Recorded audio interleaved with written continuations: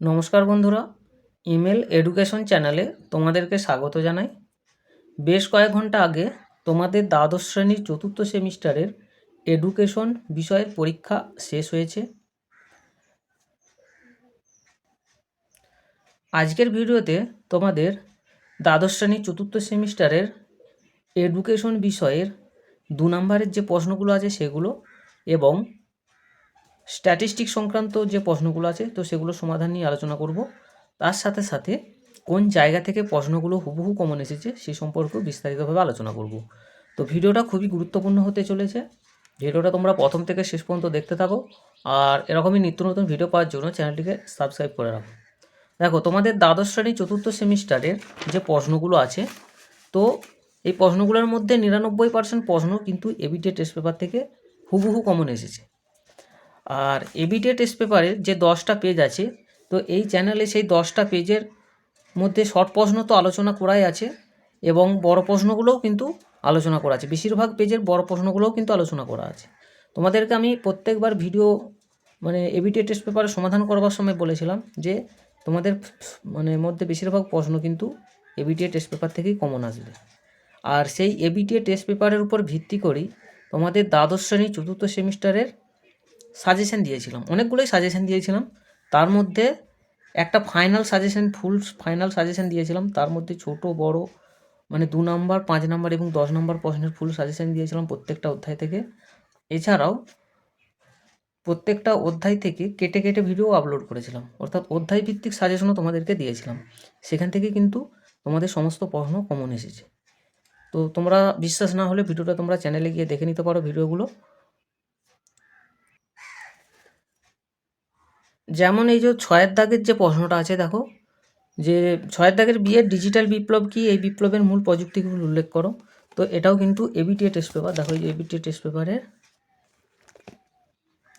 AC 171 নম্বর পাতার মধ্যে এখানে দেওয়া আছে। দেখো দুটো প্রশ্ন দেওয়া আছে, শিক্ষায় ডিজিটাল বিপ্লব, শিক্ষায় ডিজিটাল বিপ্লবের প্রভাবগুলি ব্যাখ্যা করো। এই প্রশ্নটা কি তোমাদের ঘুরিয়ে এখানে দিয়েছে। আর এই যে এখানে দিয়েছে ডিজিটাল বিপ্লব কি, এই বিপ্লবের মূল প্রযুক্তিগুলো উল্লেখ করো। আর 6 দাগের যে এর প্রশ্নটা, এটাও এবিটিএ টেস্ট পেপারের এসি 137 পাতার মধ্যে থেকে একদম হুবহু কমন এসেছে। দেখো এবিটিএ টেস্ট পেপারের এসি 137 পাতা থেকে কিন্তু হুবহু কমন এসেছে যে শিক্ষা বিজ্ঞানের প্রযুক্তিবিদ্যা, টেকনোলজি ইন এডুকেশন এবং শিক্ষা বিজ্ঞানের প্রযুক্তিবিজ্ঞান, টেকনোলজি অফ এডুকেশনের মূলগত পার্থক্যগুলি কী কী। ঠিক আছে, তো এরকম করে প্রত্যেকটা প্রশ্নই কিন্তু তোমাদের এবিটিএ টেস্ট পেপার থেকে হুবহু কমন এসেছে। তার মধ্যে এগুলোও আমি তোমাদের পড়িয়েছিলাম। দেখো এই যে অঙ্কগুলো পড়েছে যে পঞ্চম শ্রেণীর 10 জন শিক্ষার্থীর ভূগোল পরীক্ষার প্রাপ্ত নম্বরগুলি দিয়ে গড় এখানে দেওয়া আছে 4, 6, 5, 3, 10, 12, 5, 7, 8, 3। তো এটা কি অবিন্যস্ত রাশিমালা। তো অবিন্যস্ত রাশিমালার গড়, মধ্যমান এবং ভূশিষ্ঠ কীভাবে নির্ণয় করতে হয় এই চ্যানেলে বিস্তারিতভাবে আলোচনা করা আছে। তোমাদের দ্বাদশ শ্রেণীর চতুর্থ সেমিস্টারের জন্য আলাদা করে প্লে লিস্ট তৈরি করেছিলাম যে এইচএস সেমিস্টার 4 এডুকেশন, শিক্ষায় রাশিবিজ্ঞান, দ্বাদশ শ্রেণীর চতুর্থ সেমিস্টার। তো সেখানে তোমাদের বিস্তারিতভাবে আলোচনা করা আছে। তাছাড়াও তোমাদের এবিটিএ টেস্ট পেপারে এগুলো বহুবার ধরা আছে। অবিন্যস্ত রাশিমালার গড়, মধ্যমান এবং ভূশিষ্ঠ কীভাবে নির্ণয় করতে হয়, হ্যাঁ, তো সেই সম্পর্কিত প্রশ্ন তোমাদের এবিটিএ টেস্ট পেপারের মধ্যে ধরা ছিল। তো এগুলো সমাধান করিয়েছে। ঠিক আছে, তাহলে এগুলো তোমাদের কমন এসেছে। এখানে এই যে প্রশ্নটা দিয়েছে মধ্যমান, তো এটাও কিন্তু তোমাদের এবিটিএ টেস্ট পেপারের মধ্যে ধরা আছে। ঠিক আছে, বাকি প্রত্যেকটা প্রশ্নই তোমাদের কিন্তু এবিটিএ টেস্ট পেপারের মধ্যে ধরা আছে, 99% প্রশ্ন। ঠিক আছে, যাই হোক আর কথা বাড়াবো না। তো তোমাদের দেখো প্রশ্নের মধ্যে যে 2 নম্বরের প্রশ্নগুলো আছে তো সেগুলো আলোচনা করব। তারপর সবার শেষে স্ট্যাটিস্টিকের যে অঙ্কগুলো আছে সেগুলো আলোচনা করব। ঠিক আছে, দেখো এখানে হচ্ছে বিভাগ কয়ের প্রথমের দাগের, প্রথমে বলছি বিভাগ কয়ের 1 দাগের এর যে প্রশ্নটা আছে, আচরণবাদ অনুযায়ী শিখনের সংজ্ঞা দাও। এখানে আমি শুধু প্রশ্নগুলোর উত্তর বলছি, তোমরা একটু শুনবে। ঠিক আছে, তোমরা প্রশ্নগুলো শুধু শুনবে, আমি উত্তরগুলো পরপর বলে দিচ্ছি।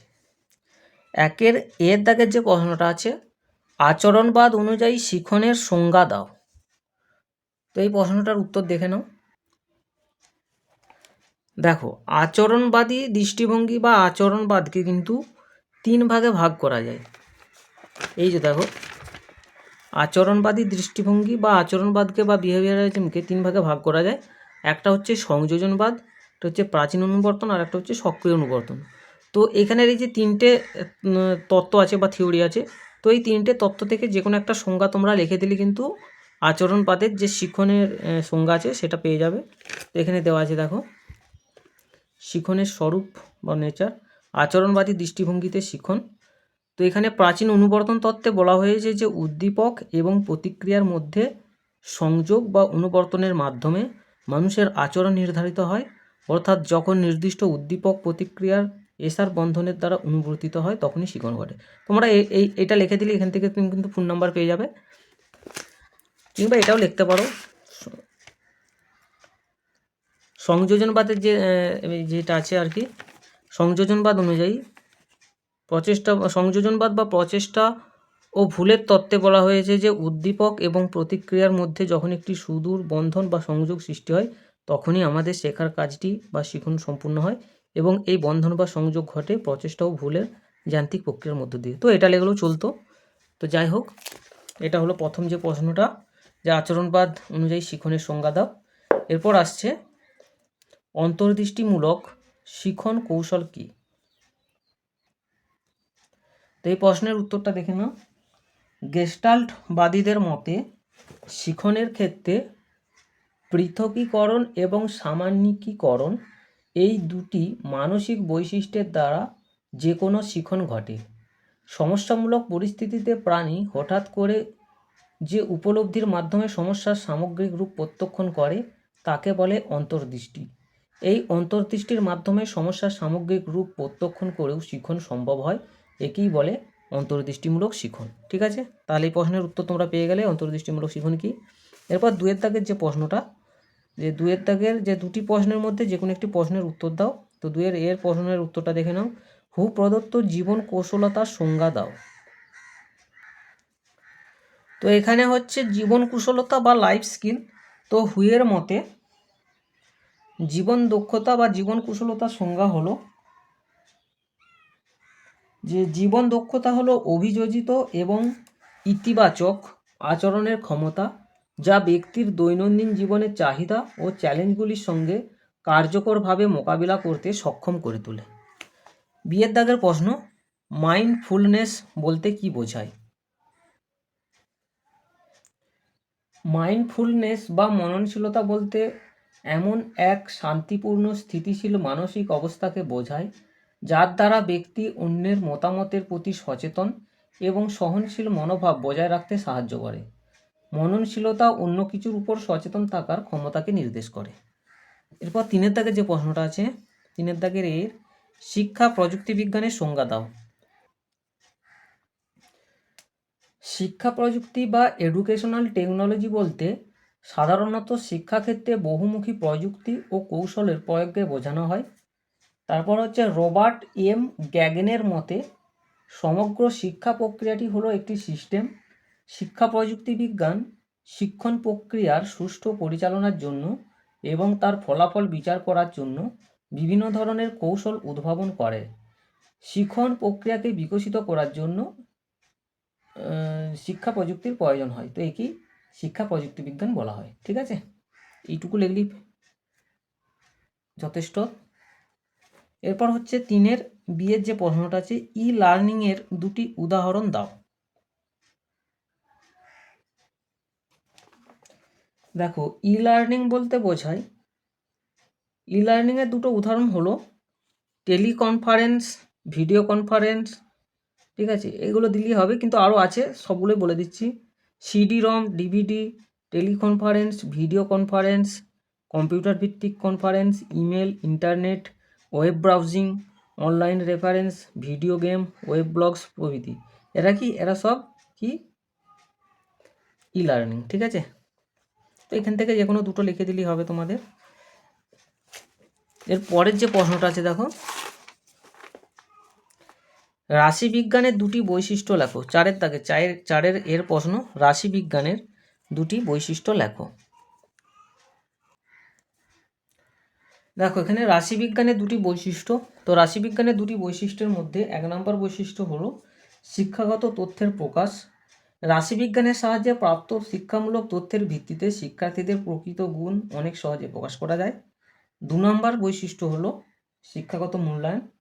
তো রাশিবিজ্ঞানের কৌশল প্রয়োগ করে শিক্ষামূলক অভিক্ষা গঠন করা যায় এবং সামগ্রিকভাবে শিক্ষাগত মূল্যায়নের উন্নতি ঘটানো যায়। ঠিক আছে, এরপর 4 বিয়ের প্রশ্ন, সহগতি বা কো রিলেশন বলতে কি বোঝো? তো সহগতির সংজ্ঞা হলো, সাধারণ কথায় সহ সম্বন্ধ বা সহগতি হলো দুই বা ততোধিক পরিবর্তনশীল চলকের মধ্যেকার পারস্পরিক সম্পর্ক। সামাজিক পরিসংখ্যানের দৃষ্টিকোণ থেকে দুই বা ততোধিক চলকের একই সঙ্গে পরিবর্তিত হওয়ার প্রবণতা বা পরস্পর নির্ভরশীলতাকে সহসম্বন্ধ বলে। অধ্যাপক বডিংটন বডিংটন বলেছেন, যখন দুই বা ততোধিক শ্রেণীর উপাত্তের মধ্যে কোনো সুনির্দিষ্ট সম্পর্ক পরিলক্ষিত হয় তাকে সহসম্বন্ধ বলে। ঠিক আছে, তো এটা হলো সহগতি বা কোরিলেশন। এরপর হচ্ছে, দেখো এখানে একটা স্ট্যাটিস্টিক বা এডুকেশনের যে অঙ্ক আছে সেটা দিয়েছে, যে প্রদত্ত স্কোরগুলির মধ্যমান নির্ণয় করো। এখানে সংখ্যাগুলো দিয়ে দিয়েছে, দেখো 5, 9, 14, 12, 8, 7, 9, 6 এবং 5। তো এটার সমাধানটা দেখিয়ে দিচ্ছি। তো এখানে এই যে প্রশ্নটা দেওয়া আছে, এটা হচ্ছে অবিন্যস্ত রাশিমালার মধ্যমান নির্ণয় বা মিডিয়ান নির্ণয়। অবিন্যস্ত রাশিমালার মধ্যমান কিভাবে নির্ণয় করতে হয় সেই সম্পর্কে এই চ্যানেলে বিস্তারিতভাবে ভিডিও দেওয়া আছে। তো তোমাদের দ্বাদশ শ্রেণী চতুর্থ সেমিস্টারের জন্য একটা প্লেলিস্ট তৈরি করা ছিল, যে শিক্ষায় রাশিবিজ্ঞান দ্বাদশ শ্রেণী চতুর্থ সেমিস্টার, এই যে সেমিস্টার 4। তো সেখানে এগুলো বিস্তারিতভাবে আলোচনা করা আছে। ঠিক আছে, তো এটার উত্তরটা দেখে নাও। তো এটার উত্তর বেরিয়েছে তোমাদের 8। ঠিক আছে, এটার উত্তর বেরিয়েছে 8।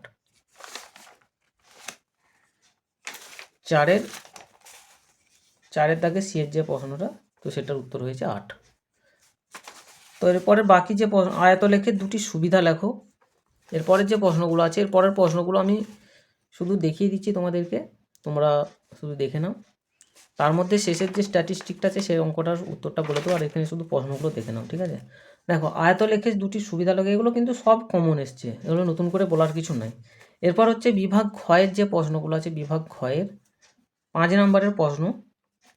এখানে 5-এর দাগের এর প্রশ্ন, মনস্তাত্ত্বিক কল্যাণ বা সাইকোলজিক্যাল ওয়েলবিংয়ের বৈশিষ্ট্যগুলি আলোচনা করো। আর বিয়ের দাগের প্রশ্নটা আছে বর্তমান শিক্ষায় মাইন্ডফুলনেসের প্রাসঙ্গিকতা আলোচনা করো। এই সমস্ত প্রকার প্রশ্ন কিন্তু আগেই বলেছি যে এবিটি টেস্ট পেপার থেকে, আর আমি যে সাজেশন দিয়েছিলাম সেখান থেকে কমন এসেছে, নতুন করে আর আলোচনা করছি না। আর 6-এর দাগের যে প্রশ্নটা, এটা আলোচনা করলাম একটু আগেই। 6-এর যে শিক্ষায় প্রযুক্তি,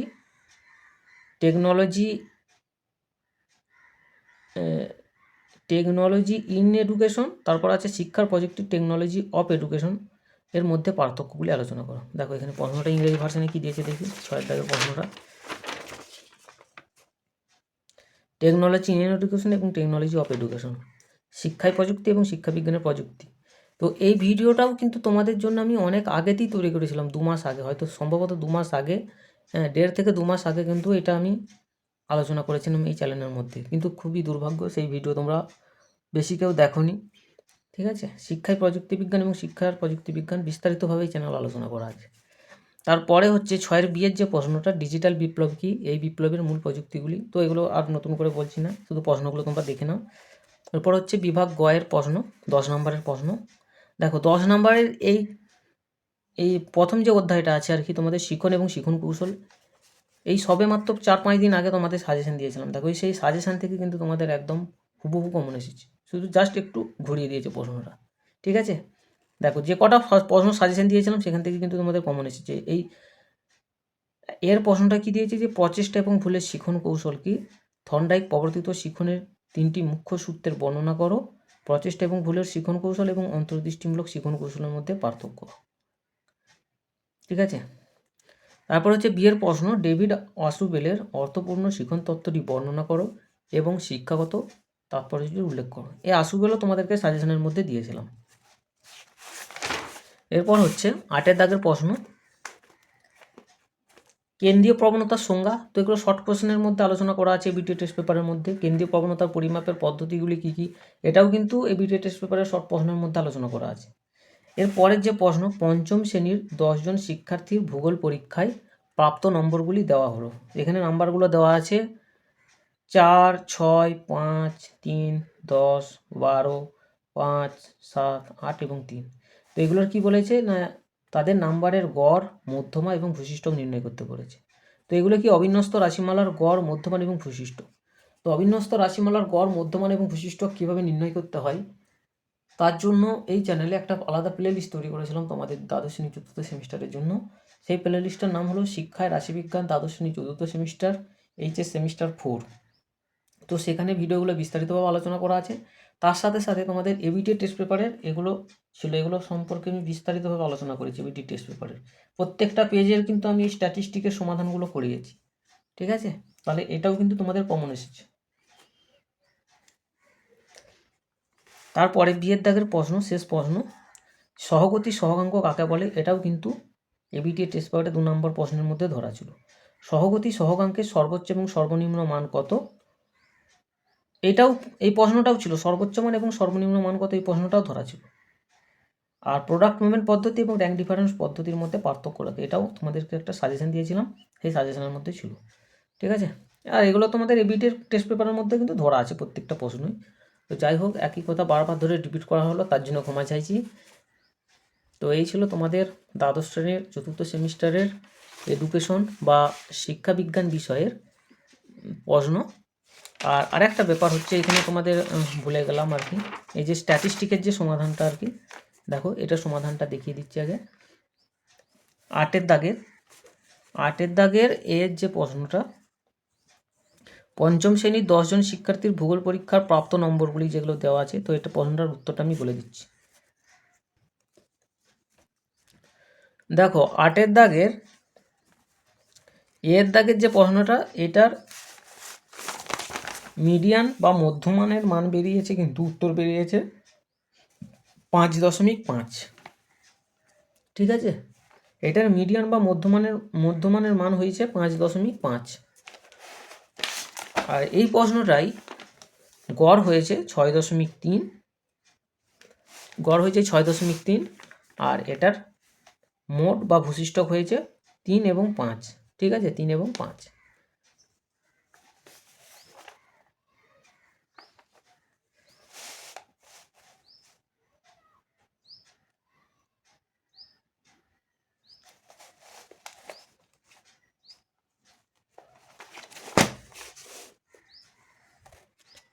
তো এখানেতেই ভিডিও শেষ করছি, পরের এপিসোডে আবার দেখা হবে। আর ভিডিওর মধ্যে কোথাও কোনো ভুল হয়ে থাকলে কমেন্ট করে অবশ্যই জানিয়ে দেবো।